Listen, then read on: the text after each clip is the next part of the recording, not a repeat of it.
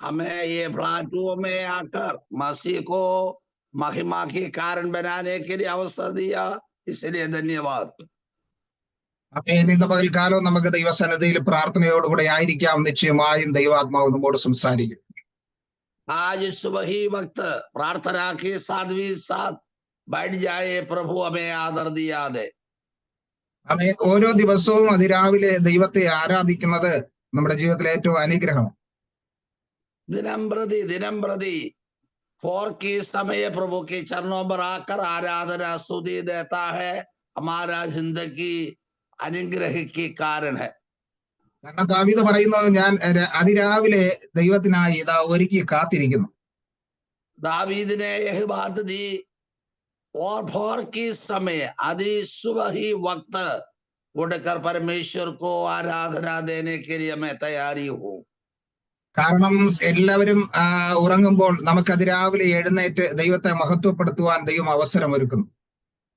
सारे सबों में नींद में है, बिछौनी पर है, हमको उठकर हमारा मसीह को स्तुति आराधना देने के लिए अवसर देता है, मिलता है, और धन्य की बात.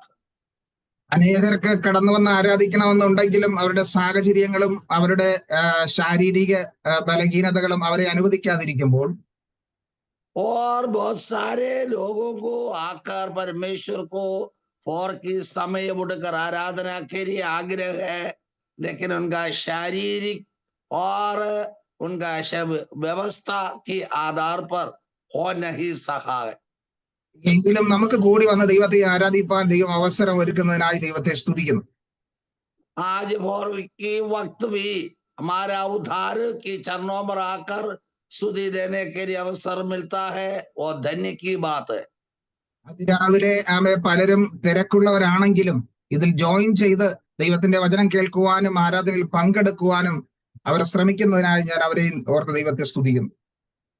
सुबह समय बहुत सारे होंगे अपने अपने कामों में जाने के लिए और उत्साहित होते हैं. इसका बीच में भी हमारा उद्धार की चरणों पर आकर उनका मधुर वाणी सुनने के लिए अवसर मिलता है, इसी कारण मैं धन्यवाद देता हूँ. കാരണം കൊറോണയുടെ സമയത്ത് നമ്മൾ 9 മണിവരെയൊക്കെ ദൈവസന്നിധിയിൽ ഇങ്ങനെ ഈ സൂമിൽ ഇരുന്നിട്ടുണ്ട്. और 9 बजे तक ये सूम मीटिंग में बैठे वाले लोग भी है. എന്നാൽ ഈ സമയം നമുക്കറിയാം എല്ലാവർക്കും തിരക്കുണ്ടെങ്കിലും ദൈവമക്കൾ കൂടി വരുന്നതിനായി ഞാൻ ദൈവത്തെ സ്തുതിക്കുന്നു. ദൈവം നിങ്ങളെ ധാരാളമായി അനുഗ്രഹിക്കട്ടെ. सबों की कामों की और है, और जाने का अवसर है, समय है, फिर भी वो त्याग कर कर ये प्लेटफॉर्म में आकर मधुरवाणी सुनने के लिए अवसर होता है, इसी कारण मैं धन्यवाद देता हूँ. എന്നാൽ ഇന്ന് പകൽക്കാലം നമുക്ക് അല്പസമയം ദൈവവചനത്തിലേക്ക് നമ്മുടെ ശ്രദ്ധയെ തിരിക്കാം. थोड़ा सा ही समय परमेश्वर की वचन की ओर हम भी रहे. ദൈവത്തിന്റെ പരിശുദ്ധാത്മാവിന് ഇന്ന് പകൽക്കാലം നമ്മോട് എന്താണ് സംസാരിക്കാനുള്ളതെന്ന് നമുക്ക് പ്രാർത്ഥനയോടുകൂടെ ആയിരിക്കാം. पवित्र आत्मा हमारे और क्या कहना चाहता है, जो सुनने के लिए कान लगाए. ഇന്ന് പകൽക്കാലം നമുക്കൊരു വേദഭാഗം വായിക്കാം. എഫേസ്യർക്ക് എഴുതിയ ലേഖനം 2-ാം അധ്യായത്തിന്റെ 5-ാം വാക്യം. एफेसियों की पत्र 2 अध्याय की 5वां पद हम देखे. എഫേസ്യർക്ക് എഴുതിയ ലേഖനം 2-ാം അധ്യായം അതിന്റെ 5-ാം വാക്യം. एफेसियों की पत्र 2 अध्याय उसका 5वां पद. जब हम अपराधों के कारण मरे हुए थे, तो हमें मसीह के साथ जिलाया, अनुग्रह से तुम्हारा उद्धार हुआ है. അതിക്രമങ്ങളാൽ മരിച്ചവരായിരുന്ന നമ്മെ ക്രിസ്തുവിനോട് കൂടെ ജീവിപ്പിക്കുകയും കൃപയാൽ അത്രേ നിങ്ങൾ രക്ഷിക്കപ്പെട്ടിരിക്കുന്നു. जब हम अपराधों के कारण मरे हुए थे, तो हमें मसीह के साथ जिलाया है. ഒരു സമയത്ത് നമ്മൾ അതിക്രമങ്ങളാൽ പാപങ്ങളാൽ മരിച്ചവരായിരുന്ന എന്നാൽ നമ്മെ യേശു ജീവിപ്പിച്ചു. मसीह में आने का पहले मृतकों के बीच में था, मरे हुओं के बीच में थे, लेकिन मसीह ने हमको जिलाया है मसीह में. ജീവിപ്പിച്ചത്, അതിനെക്കുറിച്ച് പൗലോസ് പറയുന്നു, അത് കൃപയാലത്രേ. हमें जिलाया, जो बात प्रेरित पौलुस ने यही बात दिया है, अनुग्रह ही से तुम्हारा उद्धार हुआ है.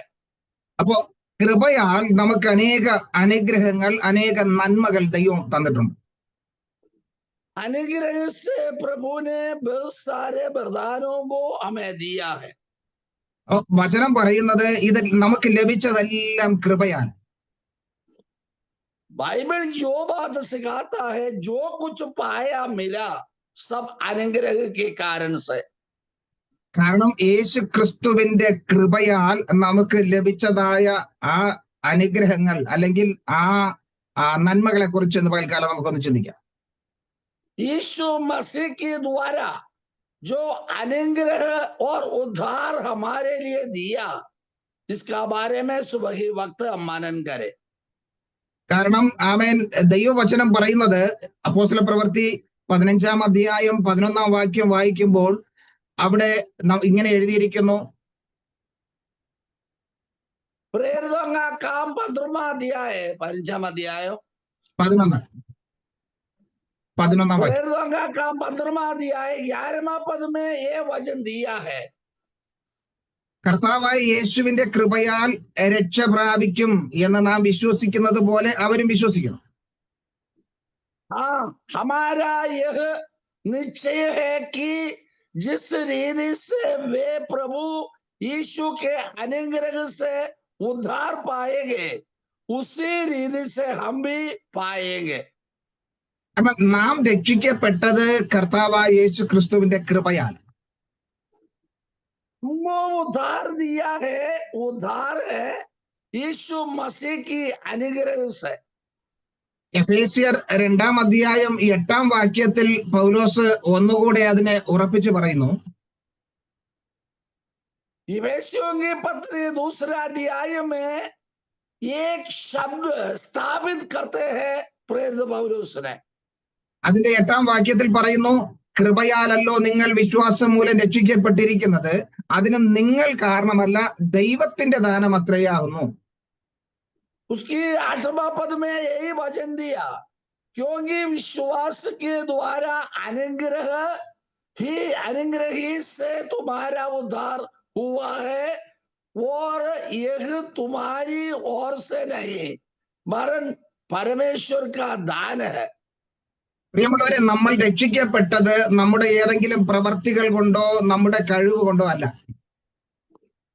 प्यारो, हम उद्धार पाया हमारा कोई कुछ खूबसूरत काम कार्यों से है नहीं है. അത് നമുക്ക് അതിൽ അഹങ്കരിക്കുവാനോ അല്ലെങ്കിൽ എന്റെ മിടുക്കോ എന്റെ കഴിവോ കൊണ്ട് ഞാൻ നേടിയെടുത്തോ എന്ന് പറയുവാൻ നമുക്ക് കഴിയത്തില്ല. गमन करने के लिए कोई काम कार्य नहीं. हमारा काम कार्यों से, हमारा कोई बातों से हमको प्राप्त नहीं कर सकते हैं. എന്നാൽ ഇന്ന് ചിലരുടെ അവസ്ഥ കാണുമ്പോൾ അവർ എന്തോ അവരുടെ കഴിവ് കൊണ്ടാണ് അവർ രക്ഷിക്കപ്പെട്ടതെന്ന് അവർ സ്ഥാപിക്കാൻ ശ്രമിക്കുന്നത് കാണുവാൻ കഴിയും. औरों को देखते हैं, उन्होंने स्थापित करना चाहता है, उनका बुद्धि, उनका सामर्थ्य से कुछ पाया हुआ है. അതെ, നമ്മുടെ ആരുടെയും ഒരു കഴിവോ മിടുക്കോ അതിലൊന്നുമില്ല. യേശുവിൽ വിശ്വസിച്ചു കൃപയാൽ നാം രക്ഷിക്കപ്പെട്ടു. हमारे जीवन में जो कुछ पाया है, हमारा बुद्धि वृद्ध है, हमारा मसीह का काम हमारे लिए फलदायक है. കാരണം നാം ബലഹീനരായിരുന്നപ്പോഴാണ് കർത്താവ് തക്ക സമയത്ത് നമുക്ക് വേണ്ടി മരിച്ചത്. कारण हम दुर्बल में थे, तब उसी घड़ी में हमारा यीशु मसीह क्रूस पर जीवन दिया है. വചനം പറയുന്നത് നമ്മൾ ദൈവത്തിന്റെ ശത്രുക്കളായിരുന്നവർ. मसीह की वचन यही बताता है, हम मसीह के काम कार्यों में शत्रु थे. കാരണം റോമർക്ക് എഴുതിയ ലേഖനം 5-ാം അധ്യായം 10-ാം വാക്യം അത് സ്ഥാപിക്കുക. रोमियों की पत्री 5वां अध्याय में 10वां पद में वो वचन स्थापित किया है. ശത്രുക്കളായിരിക്കുമ്പോൾ തന്നെ നമുക്ക് അവന്റെ പുത്രത്വത്തിന്റെ മരണത്താൽ ദൈവത്തോട് നിരപ്പ് വന്നു എങ്കിൽ നിരന്ന ശേഷം നാം അവന്റെ ജീവനാൽ എത്രയധികം രക്ഷിക്കപ്പെടും. रोमियों की पत्री 5वां अध्याय में यही पाया है, हम परमेश्वर की महिमा से रहित थे, शत्रु थे, लेकिन यीशु मसीह की क्रूसारोहण के कारण मित्र बना दिया है. അപ്പോ ദൈവം നമ്മെ, ശത്രുക്കളായിരുന്ന നമ്മെ മിത്രമാക്കി തീർത്തത് അത് ദൈവത്തിന്റെ കൃപയാണ്. हम मसीह में शत्रु थे, वैरी थे, हमें सखी बनाया, साथी बनाया, और मसीह का अनुग्रह के कारण. ചിലപ്പോഴൊക്കെ ചില മനുഷ്യർ നമ്മുടെ ശത്രുക്കളായി തീരാറുണ്ട്. शायद वो व्यक्तिगत तौर पर मनुष्य हमारा शत्रु बन जाते हैं. എന്നാൽ ആ വ്യക്തികൾ അല്ല, ആ വ്യക്തികളിൽ കൂടെ പ്രവർത്തിക്കുന്ന പിശാചാണ് നമ്മെ അവരെ ശത്രുക്കളാക്കുന്നത്. जो व्यक्ति, वो साथी, वो मनुष्य हमारा वैरी नहीं होता है, उन्हीं की ओर से प्रबल होता है शैतान की काम कार्य. എന്നാൽ കർത്താവ് പറയുന്നത് നമ്മൾ ദൈവത്തിന് ശത്രുക്കളായിരുന്നു, യാതൊരുവിധ ദൈവവുമായിട്ട് ബന്ധമില്ലാതിരുന്ന സമയത്ത്. ये वचन हमें यही सिखाता है, हम मसीह में वैरी थे, जो हमें मित्र बनाने के लिए मसीह की लोहू वो कारण बनाया है. എന്നാൽ ദൈവത്തിന്റെ കൃപയാൽ, റോമർക്ക് എഴുതിയ ലേഖനം 3-ാം അധ്യായം 24-ാം വാക്യത്തിൽ ഇങ്ങനെ വായിക്കുന്നു. रोमियों की पत्री 3रा अध्याय 24वां पद में ये हम पाया जाता है, അവന്റെ കൃപയാൽ ക്രിസ്തു യേശുവിങ്കലെ വീണ്ടെടുപ്പ് മൂലം സൗജന്യമായ അത്രേ നീതീകരിക്കപ്പെടുന്നത്. वहां पर ये वचन दिया है, हम शत्रु थे इसलिए कि सबने पाप किया है और परमेश्वर की महिमा से रहित है. 3:24 അവന്റെ കൃപയാൽ, അതെ ദൈവത്തിന്റെ കൃപയാൽ നമുക്ക് സൗജന്യമായി ലഭിച്ചതാണ്. और 24वां पद में, परंतु उसके अनुग्रह से उस छुटकारे के द्वारा जो मसीह यीशु में है, सेध में धर्मी ठहराया है. അതെ, നമ്മെ നീതിമാന്മാരാക്കുന്നതും ദൈവത്തിന്റെ കൃപയാണ്. हमें धार्मी बनाता है और मसीह की अनुग्रह से. നമ്മൾ പലപ്പോഴും പറയാറുണ്ട്, നമ്മൾ ഒരു പാപം ചെയ്തില്ല, നാം എല്ലാം നീതിമാന്മാരാന്ന്. शायद हो हमारे मुंह से ये शब्द बाहर निकला होगा, हम धार्मी हैं, हम उद्धार पाए हुए लोग हैं. പക്ഷെ നമ്മൾ നീതിമാന്മാരാകുവാൻ വേണ്ടി കർത്താവ് സൗജന്യമായി നമുക്ക് തന്ന കൃപയാണ് ഈ നീതിമാനാക്കി തീർത്തത്. हमें धार्मी नहीं थे, परंतु उसके अनुग्रह से उस छुटकारे के द्वारा जो मसीह यीशु में है, सेध में धार्मी ठहराया है. അപ്പൊ ക്രിസ്തു യേശുവിങ്കലെ വീണ്ടെടുപ്പ് എന്ന് പറയുമ്പോൾ യേശു നമുക്ക് വേണ്ടി മരിച്ചത് കൊണ്ട് നാം നീതീകരിക്കപ്പെടും. यीशु मसीह हमारे लिए रक्त बहाया, मृत्यु पाया, वो कारण से हमें धार्मी बनाया है. നമ്മൾ പറയാറുണ്ട്, ഞാൻ നീതിമാന, കർത്താവ് ഇന്ന് വന്നാൽ ഞാൻ പോകും എന്ന് നമ്മൾ പലപ്പോഴും ഉറപ്പോടെ വിളിച്ചു പറയാറുണ്ട്. हम ये बात कहते हैं, हम धार्मी हैं, हम उत्तरदायी में हैं, आज मसीह आएगा तो जाने के लिए मैं तैयारी में हूं. ആ നീതീകരണം അല്ലെങ്കിൽ ആ നീതിമാൻ എന്നുള്ള വിളി നമുക്ക് കിട്ടിയത് ദൈവത്തിന്റെ ദാനമാണ്. जो हमें धार्मी बनाया, धार्मिकता में है, जो यीशु मसीह की दान है. അതിൽ ഒന്നും നമ്മുടെ ഒരു പ്രവൃത്തി കൊണ്ടോ നമ്മുടെ ഒരു കഴിവ് കൊണ്ടോ അതൊന്നും നേടിയെടുത്തതല്ല ഈ നീതിമാൻ എന്നുള്ള വിളി. जो हमें धार्मी बनाया, हमारा कोई कुछ खूबसूरत बात काम कार्यों से है नहीं है. അത് എങ്ങനെയെന്ന് ചോദിച്ചാൽ, ഗലാത്യർക്ക് എഴുതിയ ലേഖനം 1-ാം അധ്യായത്തിന്റെ 6-ാം വാക്യത്തിൽ ഇങ്ങനെ വായിക്കുന്നു.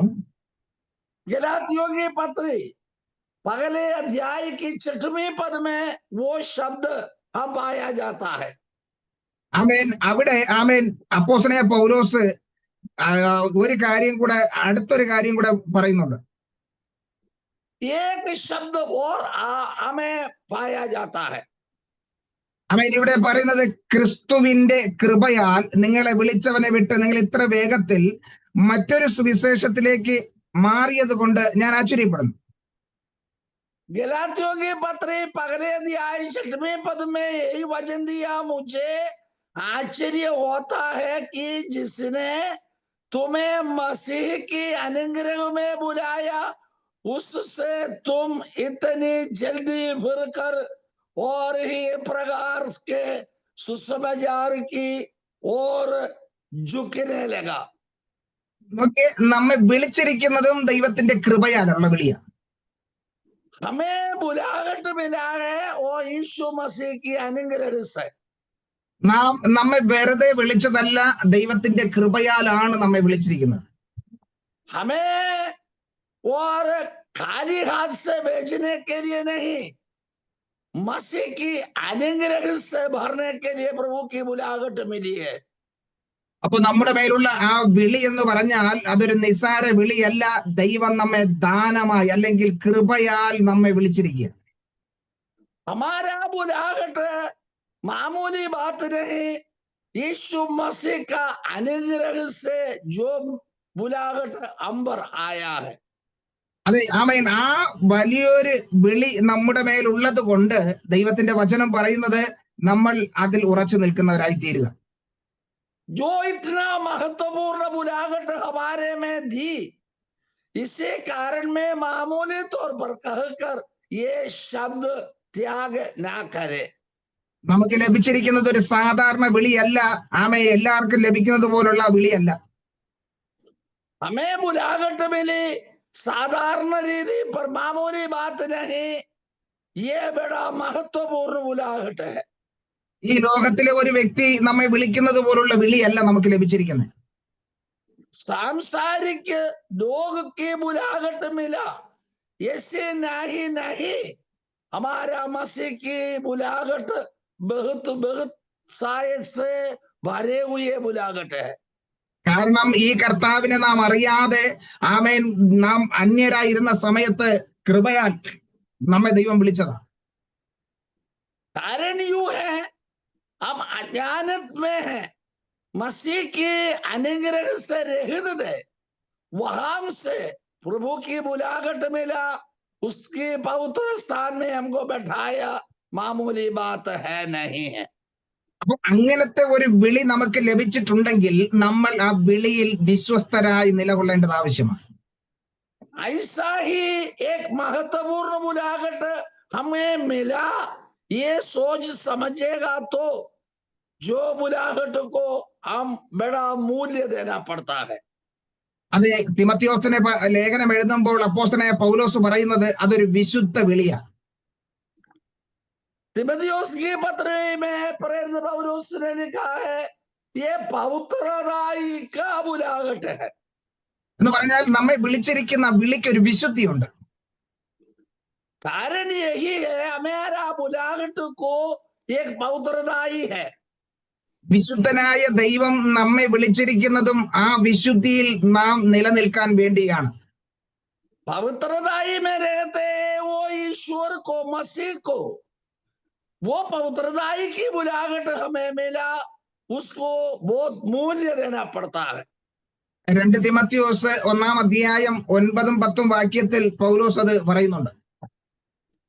पहले दूसरा तिमोथेयुस पहले अध्याय की और 9 और 10वां पद में ये वचन हम पाया जाता है।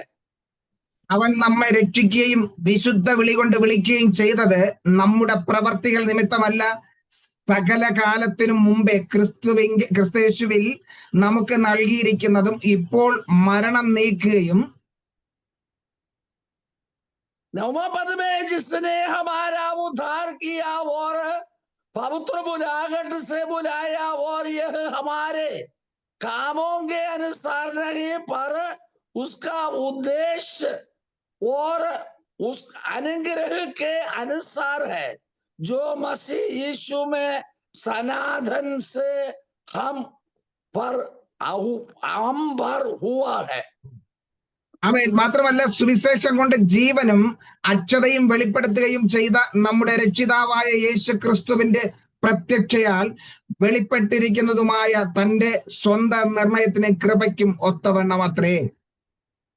10वां पद में हम पाया जाता है, पर अब हमारा उद्धारकर्ता मसीह यीशु के प्रकट होने के द्वारा प्रकाशित हुआ, जिसने मृत्यु का नाश किया और जीवन और अमर्थता को उस सुसमाचार के द्वारा प्रकाशमान कर दिया है। നോക്കിയേ, നമ്മൾ നശിച്ചു പോകേണ്ട സ്ഥാനത്തിൽ നിന്നും ദൈവം നമ്മെ വിളിച്ചത് കൃപയാൽ അത്രേ. प्यारे, हम ये वचन सुबह देते हैं, आप विनाश में नाशमा होने के लिए कारण से प्रभु की इतनी महत्वपूर्ण बुलाहट हमारे लिए दी है, हम योग्य बनाकर जाना भला है। അത് ക്രിസ്തുവിന്റെ മരണത്താൽ നമുക്ക് കൃപയാൽ ലഭിച്ചിരിക്കുന്ന ഈ വിളി അത് നിസാരമല്ല, അത് കൃപയാൽ നമുക്ക് ലഭിച്ചതാ. जिसने मृत्यु की नाश किया और जीवन और अमर्थता को उस सुसमाचार के द्वारा प्रकाशमान कर दिया है।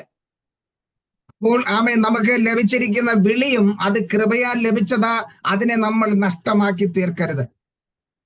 जो अनुग्रह के कारण हमें ये बुलाहट मिला, ये बुलाहट हम त्याग ना करें।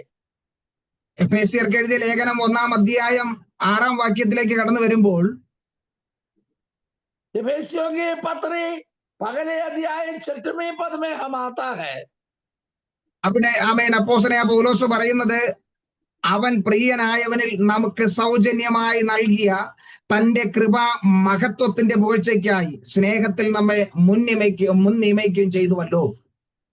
कि उसके उस अनुग्रह की महिमा की स्तुति हो, जिससे उसने हमें उस प्रिय में सेतु में दिया है। നോക്കിയേ, പ്രൈസ് ദി ലോർഡ്, ഇവിടെ പറയുന്നത് കൃപാ മഹത്വത്തിന്റെ പുകഴ്ചയ്ക്കായി, अनुग्रह के कामों के कारण। അപ്പോ കർത്താവ് നമുക്ക് നൽകിയിരിക്കുന്ന ഈ കൃപയുടെ മഹത്വം നമ്മളത് നിസ്സാരമായി തള്ളിക്കളയരുത്. मसीह ने हमारे लिए दिया जो अनुग्रह की महिमा के कारण हम परमेश्वर को महिमा दे, ये त्याग ना करे। കാരണം ഇന്ന് മനുഷ്യർക്ക് സൗജന്യമായി ലഭിക്കുന്നതിന്റെ വില അറിയത്തില്ല.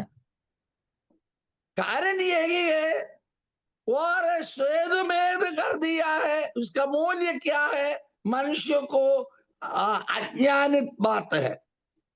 നമ്മുടെ ജീവിതത്തിൽ നമ്മൾ പൈസ കൊടുത്ത് എന്തെങ്കിലും നേടിയാൽ അതിനെ നമ്മൾ ഒത്തിരി സൂക്ഷിച്ചു വെക്കും. हाँ, कुछ मूल्य देता है, कीमत देता है, जो बड़े वस्तु हो हम इतने संभाल कर सुरक्षित करके रखता है। എന്നാൽ നമുക്ക് ദാനമായി ഒരു വ്യക്തി എന്തെങ്കിലും തന്നു കഴിഞ്ഞാൽ നമ്മൾ അത് പലപ്പോഴും അതിന് വില അറിയാത്തതുകൊണ്ട് അത് സൂക്ഷിക്കാറില്ല.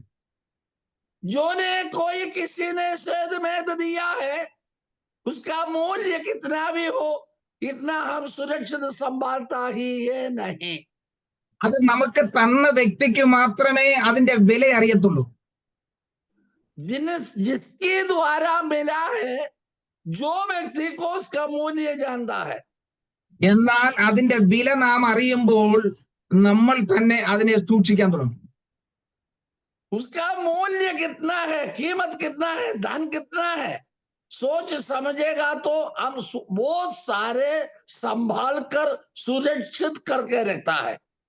കർത്താവ് നമ്മെ ഏൽപ്പിക്കുന്നത് ഓരോന്നും അത് ഏറ്റവും വിലയേറിയതാണ്, അത് നമ്മൾ സൂക്ഷിച്ച് കൈകാര്യം ചെയ്യേണ്ടതാണ്. मसीह ने हमारे ऊपर सौंपा है, दिया है, जो उसके पर जानकारी होवे तो इतनी सुरक्षित करके रखते हैं। എന്റെ ജീവിതത്തിൽ ഏതൊരു വിഷയവും കിട്ടിക്കഴിഞ്ഞാൽ അത് എത്രത്തോളം അത് ഉപയോഗിക്കാമോ സൂക്ഷിക്കാമോ ഞാൻ അങ്ങനെ അത് ഉപയോഗിക്കും. परमेश्वर के दास की एक अमूल्य बात यही है, जो कुछ मूल्य की वस्तु मिलेगा तो वो जितना सुरक्षित कर सकते हैं सुरक्षित किया करते हैं। ചിലതെല്ലാം ഉപയോഗശൂന്യമായാലും അത് ഞാൻ വലിച്ചെറിയത്തില്ല, അത് ഞാൻ സൂക്ഷിച്ചു വെക്കും. जो कुछ भी उपयोगी नहीं और आवश्यकता नहीं है तो भी वो संभाल कर रखते हैं। കാരണം അത് ഒരു സമയത്ത് എനിക്ക് ഏറ്റവും പ്രയോജനകരമായിരുന്നതാ, ഞാൻ ഉപയോഗിച്ചതാ, അതിനെ നിസ്സാരമായി കളയുവാൻ എനിക്ക് കഴിയത്തില്ല. और एक समय मेरे उपयोग में थे, वो सामान की वो वस्तुओं की काम अभी हुआ है, लेकिन एक बार में उपयोग किया इसी कारण में और उनको संभाल कर रखते हैं। അങ്ങനെ ചിലതെല്ലാം ഞാൻ സൂക്ഷിച്ചു വെച്ചിട്ടുണ്ട്. कई वस्तुओं में सुरक्षित कर रखा है। കാരണം എനിക്ക് അത് ചിലപ്പോ ദാനമായി ലഭിച്ചതാ, പക്ഷെ ആ തന്ന വ്യക്തി എന്തുമാത്രം തന്റെ ഹൃദയത്തിലെ സന്തോഷം കൊണ്ടാണ് തന്നതെന്ന് എനിക്കറിയാം. मुझे दान दिया है, उसका कीमत हमें मालूम नहीं है, लेकिन दिए वालों को मालूम है उसका कीमत क्या है। उसको स्मरण करने के लिए मैं वो वस्तु सुरक्षित करके रखता है। കാരണം എന്റെ സുവിശേഷ വേലയുടെ ആരംഭകാലങ്ങളിൽ ഞാൻ ഇങ്ങനെ നടന്നാണ് സുവിശേഷ വേല ചെയ്തുകൊണ്ടത്. परमेश्वर के दास के सुसमाचार की सेवकाई के लिए पैदल चल के सेवकाई किया है। അങ്ങനെ ഇരുന്നപ്പോ തോമസൻ പാസ്റ്റർ പറഞ്ഞു, കല്യാണിൽ ഒരു സൈക്കിൾ ഇരിപ്പുണ്ട്, കൊണ്ടുപോകാൻ പറഞ്ഞു. उसी घड़ी में थॉमसन पास्टर ने कहा, कल्याण एक जगह में एक साइकिल है। ഞാൻ അത് ഇവിടെ നിന്ന് എടുത്ത് ട്രെയിനിലിട്ട് കൊണ്ടുപോയി കൊളാബയിൽ. परमेश्वर के दास ने वो साइकिल रेलगाड़ी में रखकर कोलाबा में ले गया है।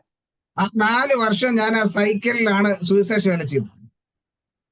4 वर्ष वो साइकिल चलाकर सुसमाचार की घोषणा की है। അങ്ങനെ ഇരിക്കുമ്പോൾ ഒരു ദൈവദാസൻ എനിക്കൊരു MIT തന്നു. ऐसा समय में एक परमेश्वर के दास ने MIT नाम में एक मोपड़ गाड़ी की नाई है मुझे दिया है। അത് ഞാൻ 4 വർഷം അത് ഞാൻ ഉപയോഗിച്ചു. 4 वर्ष परमेश्वर की सेवकाई के लिए उपयोग की है। അപ്പൊ സൈക്കിൾ ഇടയ്ക്ക് ഉപയോഗിച്ചുകൊണ്ടിരുന്നു. പിന്നെ സൈക്കിൾ വെക്കുവാൻ സ്ഥലമില്ലാതെ വന്നപ്പോൾ വേറൊരു വ്യക്തിക്ക് ഞാൻ അത് ദാനമായി കൊടുത്തു. साइकिल संभालने के लिए जगह नहीं, इसी कारण में MIT गाड़ी मिला, मैं वो साइकिल सेवकाई के लिए दूसरा एक व्यक्ति को दिया है। അപ്പോ ഈ MIT വണ്ടി എന്ന് പറഞ്ഞാൽ അത് പിന്നെ ഓടിക്കാൻ കഴിയാത്ത രീതിയിൽ എത്തുന്നത് വരെയും ഓടിച്ചു. जो MIT गाड़ी है जितना चला नहीं सकता इतना तक चलाया और उसका एकदम जूस निकाल दिया है। അവസാനം അതിന്റെ റിപ്പയർ ചെയ്യുന്നത് എന്റെ ഒരു വിശ്വാസിയുടെ മകൻ. അദ്ദേഹം എന്നെ വിളിച്ചു പറഞ്ഞു, പാസ്റ്റർ എനിക്ക് തന്നെ ഇത് നന്നാക്കി നാണക്കേടായി, അതുകൊണ്ട് മാറ്റാൻ പറഞ്ഞു. और ये गाड़ी रिपेयरिंग करके करके करके इसमें हो नहीं सकता। एक विश्वासी की बेटा है, वो इन्हें कहा इसके कोई उपयोग नहीं होएगा। അങ്ങനെ ഇരിക്കുമ്പോ എന്റെ ഒരു വിശ്വാസി പറഞ്ഞു, പാസ്റ്റർ നമുക്ക് ഈ ഒരു പുതിയ വണ്ടി എടുക്കണം എന്ന് പറഞ്ഞ് എനിക്കൊരു 2 വീലർ അദ്ദേഹം തന്നെ അഡ്വാൻസ് കൊടുത്ത് എടുത്ത് തന്നു ലോണിൽ. और एक व्यक्ति विश्वासी ने एक गाड़ी दूसरा अच्छे गाड़ी खरीद कर दी है। അത് ഞാൻ 15 വർഷം ഓടിച്ചു. 15 वर्ष वो चलाया है। അവസാനം അതിന്റെ പാർട്സുകളെല്ലാം പൊടിഞ്ഞു വീഴാൻ തുടങ്ങി, തുരുമ്പെടുത്ത്. और उसका उपयोग में है वो चीज सड़ गया है। കാരണം കടലിന്റെ ഉപ്പ് വെള്ളത്തിന്റെ ഇതുകൊണ്ട് വണ്ടി പെട്ടെന്ന് ചീത്താവാൻ തുടങ്ങി. समुद्र के किनारे में है, नमक के पानी के कारण वो उपयोग शून्य हो गया है। അവസാനം അത് എക്സ്ചേഞ്ച് ചെയ്ത് വേറൊരെണ്ണം എടുക്കാനിടയായി. और बिक्री करके दूसरा ये खरीदा है। അപ്പോ അതും ചില വർഷങ്ങൾ ഇങ്ങനെ ഓടിച്ചുകൊണ്ടിരുന്നു. कई वर्ष वो चलाया है। അപ്പോ കല്യാണ പ്രദേശത്തിലേക്ക് കടന്നു വരുമ്പോ ഇവിടെ യാത്ര ചർച്ച് പോയിട്ട് വരാനുള്ള ആ ബുദ്ധിമുട്ട് സാഹചര്യങ്ങൾ മനസ്സിലായി. कल्याण में सेवकाई के लिए गया, तब ये गाड़ी उपयोग करता, उसका धक्का क्या होता है वो मालूम पड़ा है. Praise the Lord. ആ സമയത്ത് തോമസൻ പാസ്റ്റർ ഒരു കാർ വന്നു. उसी समय में थॉमसन पास्टर ने 4 व्हीलर दिया है. അപ്പോ ഇപ്പോ അതിലാണ് പൊയ്ക്കൊണ്ടിരിക്കുന്നത്. उसी गाड़ी में अभी चलते हैं. എന്നാൽ ഓരോ ദിവസവും അതിനകത്ത് കയറുമ്പോൾ യാത്ര ആരംഭിക്കുമ്പോൾ ഞാൻ ദൈവത്തിനെ ഒത്തിരി സ്തുതിക്കാറുണ്ട്. वो एक एक दिन वो गाड़ी उपयोग करते हैं, तब बहुत सारे मसीह को धन्य देते हैं. കാരണം പ്രൈസ് ദി ലോർഡ്, ഇതിൽ ഒന്നിനും അർഹതയില്ലാതിരുന്ന ഒരു വ്യക്തിയാണ്. इसकी कोई कुछ और योग्यता नहीं था, ऐसी व्यक्ति थे. ഒരു സൈക്കിൾ പോലും ഓടിക്കാൻ ചവിട്ടുവാൻ അറിയാത്തൊരു വ്യക്തിയായിരുന്നു ഞാൻ. साइकिल चलाने के लिए भी मुझे पता नहीं था. എന്നാൽ ഈ അവസ്ഥ വരെ ദൈവം കൊണ്ടെത്തിച്ചത് അത് ദൈവത്തിന്റെ കൃപയാൽ, ദൈവം തന്ന ദാനമാണ്. ये अभी तक चलाया, गाड़ी दिया, सब कुछ परमेश्वर की मसीह की अनुग्रह के द्वारा हो गया है. പലപ്പോഴും ആ വാഹനം ഓടിക്കുമ്പോൾ എന്റെ കണ്ണുകൾ നിറയാറുണ്ട്. कई बार ये गाड़ी चलाता है, तब मेरा आंख से आंसू से भर जाते हैं. കാരണം ദൈവം നമുക്ക് നൽകുന്ന ഓരോ നന്മകൾ, ഓരോ ദാനങ്ങൾ നാം അത് ഓർത്ത് ദൈവത്തെ സ്തുതിക്കണം. मसीह ने हमारे लिए दिया, दान देते हैं और महिमा देते हैं, क्या कुछ एक एक वस्तु देते हैं, तब हाथ रखे धन्य कहना हमारा आवश्यकता है. കാരണം ഈ 2 വീലർ ഓടിക്കുന്ന സമയത്ത് തന്നെ എനിക്ക് ഒത്തിരി ആക്സിഡന്റുകൾ സംഭവിച്ചിട്ടുണ്ട്. 2 व्हीलर चलाया है, उसी समय बहुत सारे अनर्थ हुई है. പല പ്രാവശ്യവും മരണം മുന്നിൽ കണ്ട സമയങ്ങളുണ്ട്. कई बार मृत्यु तक पहुंचा है. ഒരിക്കൽ ആക്സിഡന്റ് പറ്റി എന്റെ തലയിൽ വലിയൊരു മുറിവ് സംഭവിക്കാനിടയായി. एक बार खतरनाक में सिर में एक बड़ा घाव भर गया. അത് ഒരു 10-30 തയ്യൽ തലയിലുണ്ട്. और सिर का ऊपर 10-30 सिलाई भी है. പക്ഷെ അത് എനിക്ക് ഇപ്പോഴും ആ ആക്സിഡന്റ് എനിക്ക് ഇപ്പോഴും ചില ബുദ്ധിമുട്ടുകൾ വരുത്തുന്നു. जो अनर्थ हुई, आज के दिन में भी कुछ वेदना उड़ता है. ഞാൻ ഇങ്ങനെ ചിന്തിക്കാറുണ്ട്, ശാരീരികമായി ഞാൻ വളരെ ബലഹീനനാണ്. शारीरिक तौर पर दुर्बलता में है. കാരണം പലവിധമാകുന്ന പ്രതികൂലങ്ങൾ എന്റെ ശരീരത്തിൽ ഇങ്ങനെ ഓരോ ദിവസവും അനുഭവപ്പെടുന്നുണ്ട്. कई प्रकार की और मुसीबत कष्ट में शरीर में सहज लेते हैं. എന്നാൽ ദൈവത്തിന്റെ കൃപ അതിൽ കവിഞ്ഞ് എന്നെ ബലപ്പെടുത്തുന്നുണ്ട്. मसीह की अनुग्रह दिनम प्रति हमारा शरीर को बलवंत कर देता है. എന്നോട് പലരും പറഞ്ഞു, ഈ ബലഹീന അവസ്ഥയിൽ ഒന്ന് ഡോക്ടറെ കാണണമെന്ന് എന്നെ ഒത്തിരി പേര് ഉപദേശിച്ചു. बहुत सारे लोग शरीर की कष्टता के कारण डॉक्टर को मिलना भला है. ഞാൻ ഒരിക്കൽ ചിന്തിച്ചു, പക്ഷേ ഞാൻ പോകാൻ മടിക്കുന്ന ചില കാരണങ്ങളുണ്ട്. और उन्होंने चेतावनी थी, फिर भी डॉक्टर को मिलने के लिए ना जाने की कुछ कारण पीछे है. എന്റെ ശരീരത്തിന്റെ വേദനകളും എന്റെ ശരീരത്തിന്റെ രോഗാവസ്ഥ എനിക്ക് വ്യക്തമായിട്ട് അറിയാം. परमेश्वर के दास के शरीर की वेदना कष्ट अपने आप जांच लेते हैं. അതുകൊണ്ട് ഡോക്ടറെ അടുത്ത് പോയി കഴിഞ്ഞാൽ പിന്നെ എന്നും നിത്യം മരുന്ന് കഴിച്ച് ചികിത്സ നടത്തിക്കൊണ്ടിരിക്കാനേ പറ്റത്തുള്ളൂ. उसी समय में डॉक्टर को मिलने के लिए जाएगा, डॉक्टर तलाश करके बहुत दवा से में झुक जाएंगे. ഒരു സമയത്ത് ഞാൻ മരുന്നിന് എതിരല്ല, ഞാൻ മരുന്ന് കഴിക്കാറുണ്ട്, ഞാൻ മരുന്ന് പണ്ട് കഴിച്ചിട്ടുമുണ്ട്. परमेश्वर के दास ने दवा लेने के लिए वो और मना नहीं है, दवा लेता है, खाता है. എന്നാൽ ആമേൻ ഇനിയും അത് മുന്നോട്ട് അങ്ങനെ കൊണ്ടുപോകുന്നുള്ളതെന്ന് പറഞ്ഞാൽ എനിക്ക് വളരെ ബുദ്ധിമുട്ടുള്ള കാര്യമാണ്. और आगे कैसा चलाएगा चलेगा मुझे को बहुत मुसीबत होता है. കാരണം ഒരിക്കലേ ഞാൻ എന്റെ ഷോൾഡർ വേദനയായിട്ട് ഞാനൊരു ഡോക്ടറെ സമീപിച്ചു. एक बार कमर में या कंधे पर कुछ वेदना है, डॉक्टर को मिलने के लिए गया है. ആ ഡോക്ടർ എന്നെ നോക്കിയിട്ട് പറഞ്ഞു ഫിസിയോതെറാപ്പി ഒന്ന് കാണിക്കാൻ പറഞ്ഞു.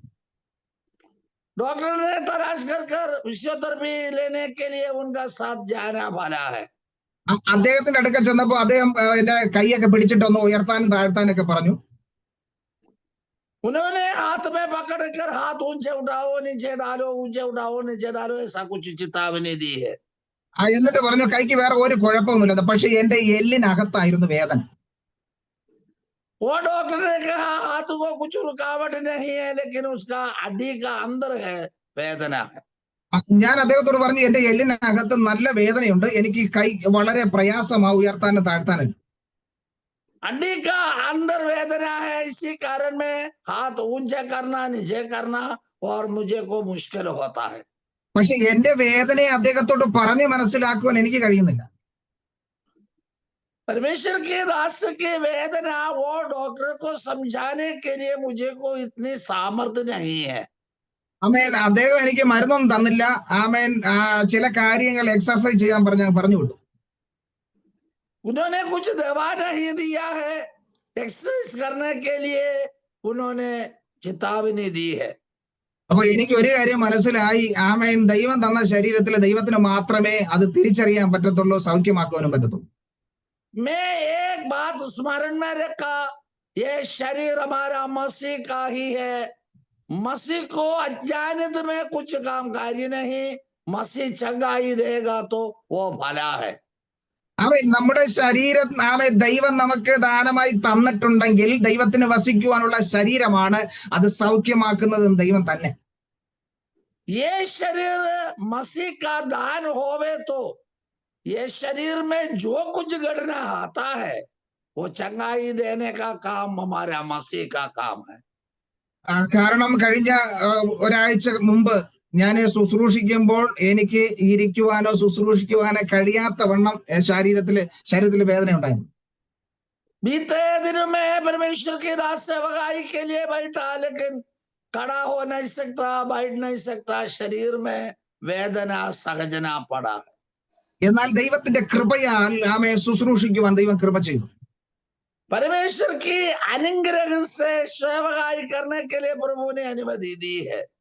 അന്ന് രാവിലെ എഴുന്നേൽക്കുമ്പോൾ ഞാൻ ഇങ്ങനെ ചിന്തിച്ചു, ആമേ ആരംഭിക്കുന്നതിന് മുമ്പ് എല്ലാവരെയും കൊണ്ടൊന്ന് പ്രാർത്ഥിപ്പിക്കണം.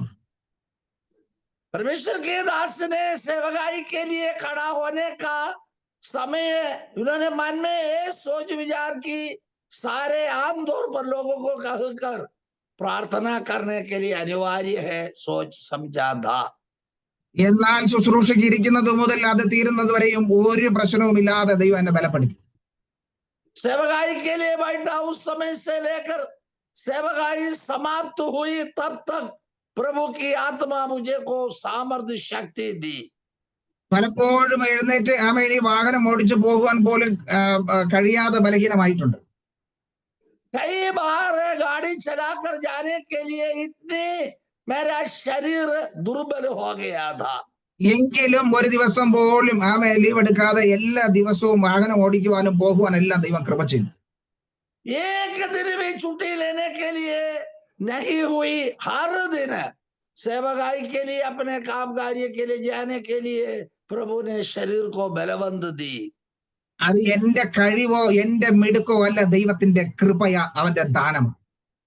परमेश्वर की दास की और महिमा जो कोई कुछ करने कार्य नहीं, हमारा यीशु मसीह की अनुग्रह से. അതെ, ദൈവത്തിന്റെ ആമേ കൃപയാൽ നമുക്ക് ലഭിച്ച രക്ഷ. मसीह की अनुग्रह के कारण उद्धार. ദൈവത്തിന്റെ കൃപയാൽ നമുക്ക് ലഭിച്ച വിളി. मसीह की अनुग्रह के कारण बुलाहट. ആമേ ദൈവത്തിന്റെ കൃപയാലുള്ള കൃപയുടെ മഹത്വം. अनुग्रह के कारण अनुग्रह से मिला हुआ महिमा. അപ്പോ അത് നമ്മൾ മനസ്സിലാക്കി ദൈവസന്നിധിയിൽ നമ്മൾ നിലനിൽക്കുമ്പോൾ ദൈവം നമ്മെ മാനിക്കും.